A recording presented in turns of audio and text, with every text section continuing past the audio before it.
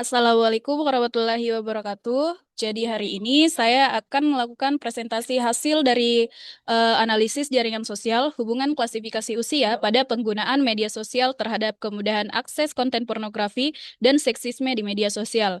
Adapun dosen pengampu oleh Ibu Milasari SPD MPD dan disusun oleh atas nama saya sendiri Aisyah dengan NIM D022431 kelas Informatika C.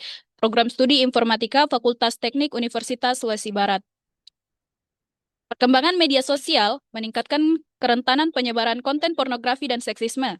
Meskipun terdapat kebijakan batasan usia, efektivitasnya masih dipertanyakan. Penelitian ini bertujuan menganalisis hubungan klasifikasi usia usia pengguna dengan kemudahan akses terhadap konten tersebut menggunakan pendekatan analisis jaringan sosial atau social network analysis. Metode campuran digunakan melalui ekstraksi data jaringan atau web crawling dan survei kuesioner lintas kelompok usia. Analisis netrik sentralitas, degree betweenness, dan closeness menunjukkan bahwa struktur jaringan penyebaran konten bersifat interkonektif dan menembus batas usia. Akun hiburan dan algoritma sering bertindak sebagai jembatan utama yang mengekspos konten dewasa kepada pengguna usia rentang 13 sampai 17 tahun yang terbukti memiliki jarak akses sangat dekat dengan sumber konten. Disimpulkan bahwa regulasi usia secara administratif tidak efektif menahan paparan konten negatif akibat kuatnya arsitektur jaringan sosial. Pada pendahuluan, di era digital saat ini, media sosial telah menjadi ruang interaksi utama bagi masyarakat dari berbagai rentang usia, khususnya anak-anak dan remaja. Di balik kemudahan pertukaran informasi, media sosial membawa kerentanan yang serius terkait penyebaran konten negatif, terutama pornografi dan seksisme. Konten-konten toksik ini seringkali tersebar secara luas dan sangat mudah dijangkau oleh kelompok usia yang masih rentan. Meskipun sebagian platform media sosial telah menerapkan kebijakan batasan usia minimal seperti 13 atau 18 tahun, aturan ini di lapangan seringkali hanya menjadi formalitas administratif yang mudah dimanipulasi oleh penggunanya. Masalah ini semakin diperparah oleh sistem algoritma platform yang bekerja berdasarkan pola interaksi penggunanya. Konten pornografi dan seksisme tidak selalu ditemukan karena pencarian aktif, melainkan sering didistribusikan secara pasif melalui rekomendasi algoritma yang mengejar tingkat keterlibatan atau engagement atau melalui jaringan pertemuan. Dikutip oleh Johnson tahun 2023. Hal ini membuat pengguna di bawah umur dapat dengan mudah terpapar konten dewasa hanya karena berada di dalam jaringan yang saling terhubung. Eh, rumusan masalah Rumusan masalahnya yaitu bagaimana karakteristik dan pola struktur jaringan sosial yang memfasilitasi penyebaran konten pornografi dan seksisme di platform media sosial. Siapa sajakah aktor-aktor kunci atau key players yang berperan dominan dalam mendistribusikan dan menjadi jembatan konten negatif tersebut ke berbagai kelompok usia pengguna. Sejauh mana efektivitas kebijakan klasifikasi usia yang diterapkan oleh platform dalam membatasi paparan konten pornografi dan seksisme terhadap pengguna di bawah umur. Yang keempat, bagaimana hubungan yang terbentuk antara klasifikasi usia pengguna dengan tingkat kemudahan akses atau jangkauan jaringan terhadap konten pornografi dan seksisme tersebut. Adapun tujuan penelitian yaitu mengidentifikasi karakteristik dan pola struktur jaringan sosial yang memfasilitasi penyebaran konten pornografi dan seksisme di platform media sosial. Yang kedua, mengidentifikasi aktor-aktor kunci atau key players yang berperan dominan dalam mendistribusikan dan menjadi jembatan konten negatif tersebut kepada berbagai kelompok usia pengguna. Yang ketiga, mengevaluasi efektivitas kebijakan klasifikasi usia yang diterapkan oleh platform dalam membatasi paparan konten pornografi dan seksisme terhadap pengguna di bawah umur. Yang keempat, menganalisis hubungan antara klasifikasi usia pengguna dengan tingkat kemudahan akses atau jangkauan jaringan terhadap konten pornografi dan seksisme di media sosial. Adapun manfaat dari penelitiannya yaitu memberikan kontribusi bagi pengembangan ilmu komunikasi, khususnya dalam kajian analisis jaringan sosial atau social network analysis terkait pola distribusi konten negatif di ruang digital. Yang kedua, menjadi referensi akademis tambahan bagi penelitian selanjutnya yang berfokus pada efektivitas kebijakan klasifikasi usia dan arsitektur algoritma di media sosial. Manfaat praktis bagi pengembang platform media sosial sebagai bahan evaluasi dalam menyusun sistem verifikasi usia dan desain algoritma yang lebih aman bagi pengguna di bawah umur. Yang kedua, bagi orang tua dan pendidik, memberikan wawasan mengenai risiko paparan konten negatif melalui struktur jaringan, sehingga dapat meningkatkan pengawasan dan literasi digital terhadap anak dan remaja. Yang ketiga, bagi regulator atau pemerintah, memberikan masukan berbasis dan data terkait perlunya kebijakan perlindungan data dan keamanan siber yang lebih ketat guna meminimalisir dampak buruk konten pornografi dan seksisme pada generasi muda. Adapun tinjauan pustakanya, saya akan mempersingkat bagian ini karena sudah dipresentasikan pada pertemuan proposal atau sampai di metode penelitian. Jadi yang pertama analisis jaringan sosial, network analysis. Analisis jaringan sosial merupakan sebuah metode penelitian yang berfokus pada hubungan antar entitas, individu, kelompok, atau organisasi, daripada sekedar karakteristik individu itu sendiri. SNA memandang struktur sosial sebagai sebuah jaringan yang terdiri dari titik-titik, nodes, dan nodes atau vertis, yang dihubungkan oleh ikatan edge atau links yang mempresentasikan interaksi tertentu. Hansen dan Smith tahun 2020. Dalam konteks media sosial, node merepresentasikan akun pengguna, sedangkan edge merepresentasikan bentuk interaksi seperti following, retweet, mention, atau likes. Untuk bagian ini saya persingkat karena sudah dipresentasikan di depan Ibu. Jadi yang kedua klasifikasi usia dan proteksi digital. Klasifikasi usia di platform digital merupakan instrumen regulasi yang dirancang untuk melindungi pengguna, terutama anak-anak dan remaja, dari konten yang tidak sesuai dengan tingkat perkembangan psikologis mereka. Secara global, kebijakan ini umumnya mengacu pada standar hukum internasional seperti Children's Online Privacy Protection Act atau COPPA di Amerika Serikat atau General Data Protection Regulation (GDPR) di Uni Eropa yang menetapkan batas usia minimal biasanya 13 tahun bagi seorang untuk dapat mengelola akun mandiri tanpa persetujuan orang tua.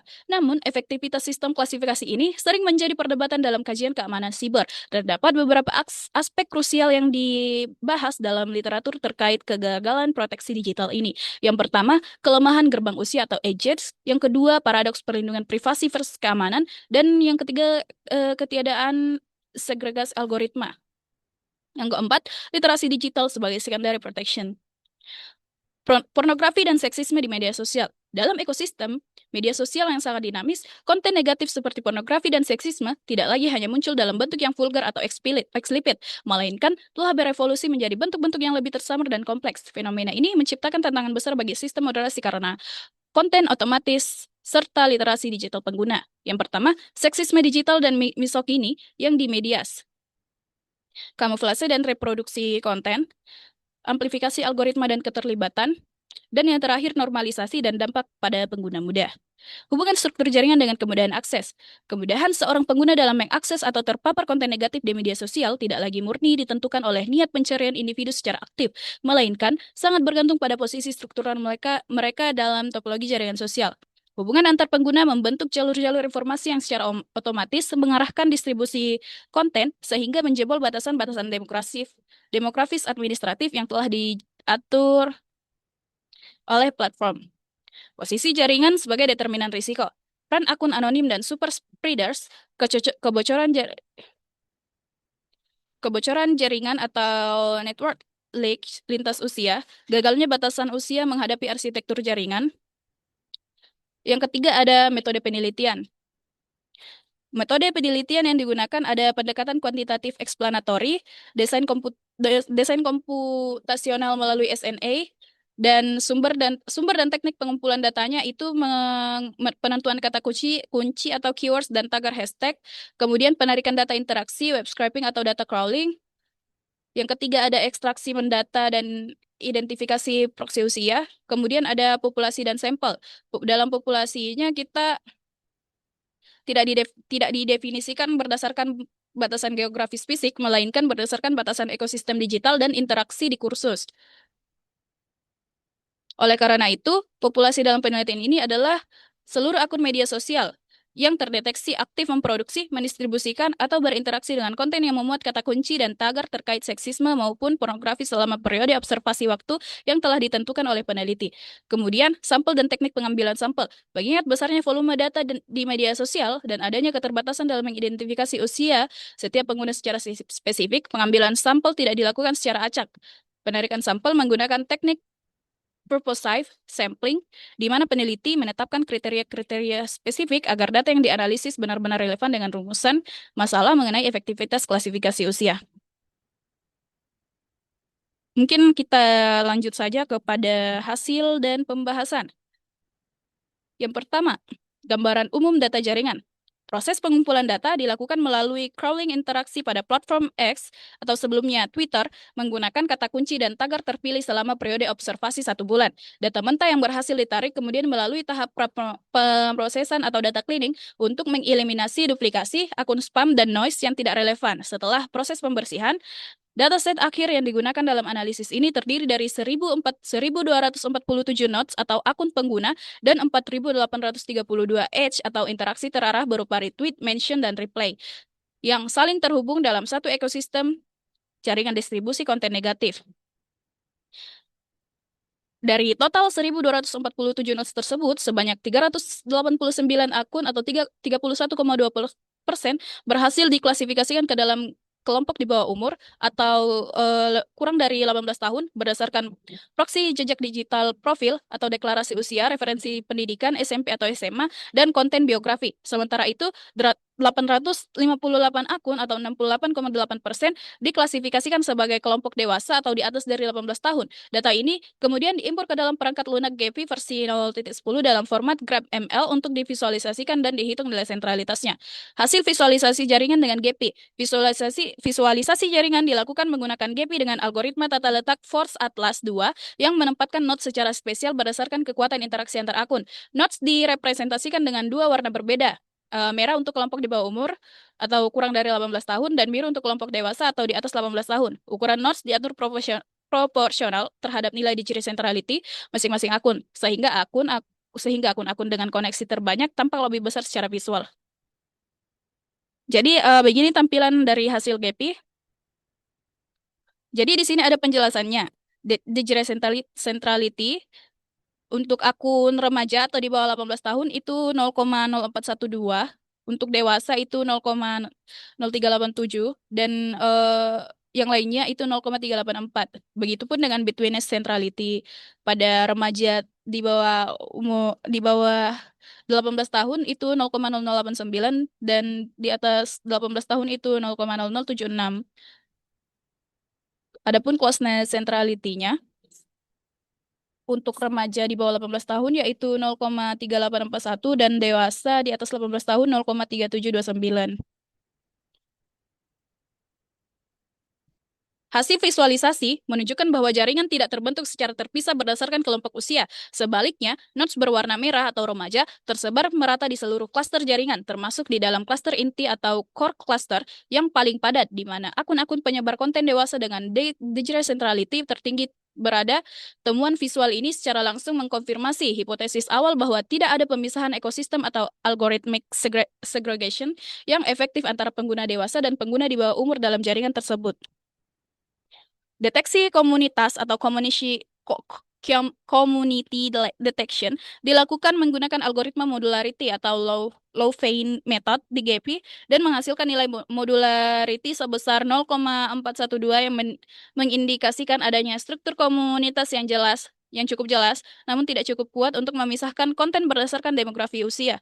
Ditemukan 7 klaster komunitas utama, dengan 5 diantaranya merupakan klaster campuran yang terdiri dari akun remaja dan dewasa secara bersamaan. Hanya 2 klaster yang didominasi oleh satu kelompok usia tertentu dan keduanya tetap memiliki sejumlah nodes jembatan atau bridge nodes yang menghubungkannya dengan klaster lain.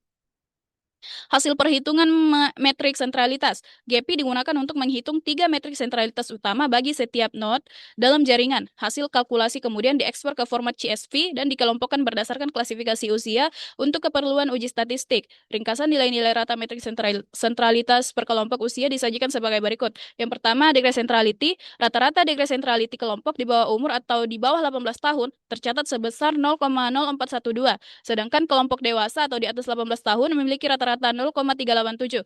Perbedaan yang tidak signifikan ini menunjukkan bahwa jumlah interaksi langsung yang dilakukan oleh pengguna remaja dalam jaringan konten negatif hampir setara dengan pengguna dewasa. Akun dengan degree centrality tertinggi dalam seluruh jaringan in degree sama dengan 312. Ini adalah akun anonim yang diidentifikasi sebagai super spreader utama dan 43,22% dari akun yang secara langsung terhubung dengannya adalah akun yang terklasifikasi di bawah umur. Yang kedua ada Bitwitness Centrality. Nilai Bitwitness Centrality tertinggi dalam jaringan dimiliki oleh 12 akun yang bertindak sebagai bridge node utama. Menariknya, dari 12 akun jembatan tersebut, 5 di antaranya atau 41,7% adalah akun yang terklasifikasi sebagai pengguna di bawah umur, khususnya akun-akun yang mengelola konten hiburan dan humor entertainment akun. Temuan ini sangat signifikan karena mengkonfirmasi bahwa akun remaja bukan sekadar penerima pasif konten negatif, melainkan juga secara tidak sadar berperan sebagai perantara atau intermediari yang memfasilitasi penyebaran konten dewasa ke jaringan teman sebayanya. Rata-rata between centrality kelompok di bawah umur 0,0089, bahkan sedikit lebih tinggi dibandingkan kelompok dewasa 0,0076. Yang ketiga ada closeness centrality. Closeness centrality merupakan metrik paling krusial dalam penelitian ini karena secara langsung merepresentasikan kebudayaan akses suatu akun terhadap seluruh jaringan. Hasil GAPI menunjukkan bahwa rata-rata closeness centrality kelompok di bawah umur adalah 0,3841, sedangkan kelompok dewasa memiliki nilai rata-rata 0,3729. Nilai closeness yang lebih tinggi pada kelompok remaja ini mengindikasikan bahwa secara struktural, penggunaan di bawah umur justru Pengguna di bawah umur justru berada pada posisi yang lebih dekat dengan pusat jaringan distribusi konten negatif dibandingkan rata-rata pengguna dewasa. Artinya, secara rata-rata, konten negatif hanya membutuhkan lebih sedikit langkah jaringan untuk sampai ke timeline pengguna remaja.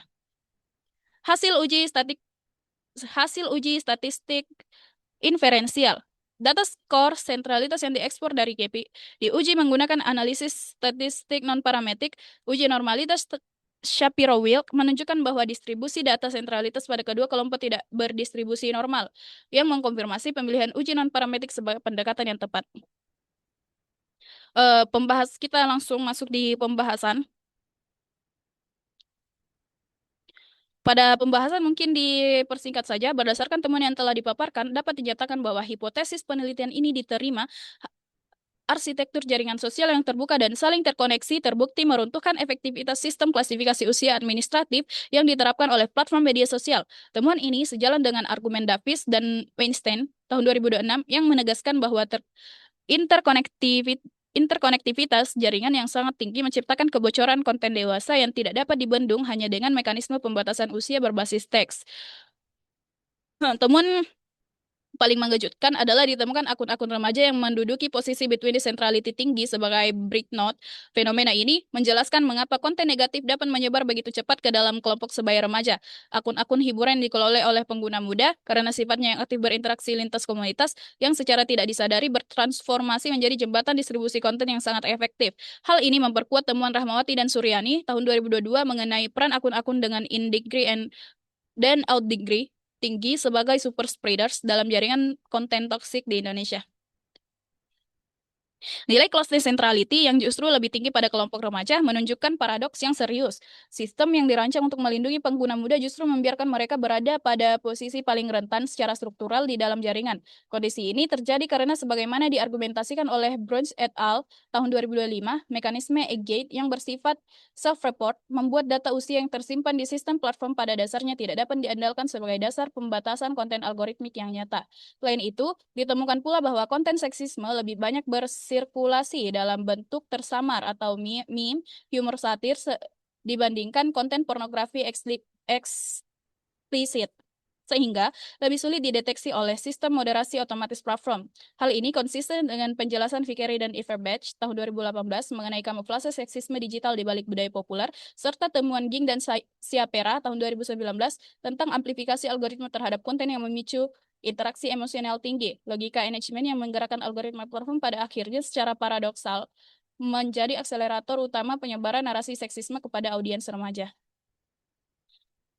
Kesimpulan dan saran, berdasarkan Berdasarkan hasil analisis jaringan sosial menggunakan GPI dan uji statistik inferensial yang telah dilakukan, penelitian ini menghasilkan beberapa kesimpulan utama. Yang pertama, struktur jaringan sosial yang terbentuk di sekitar distribusi konten pornografi dan seksisme di platform X bersifat sangat interkonektif dan tidak mengenal batas usia.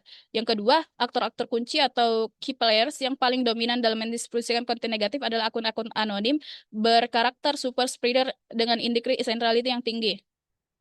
Ketiga, kebijakan privasi usia yang diterapkan platform terbukti tidak efektif dalam membatasi paparan konten negatif terhadap pengguna di bawah umur. Yang keempat, terdapat hubungan terbalik yang paradoksal antara klasifikasi usia dan tingkat kemudahan akses. Rata-rata closeness centrality kelompok remaja justru lebih tinggi dibandingkan kelompok dewasa. Mungkin saya bisa menjelaskan sampai situ saja. Terima kasih. Assalamualaikum warahmatullahi wabarakatuh.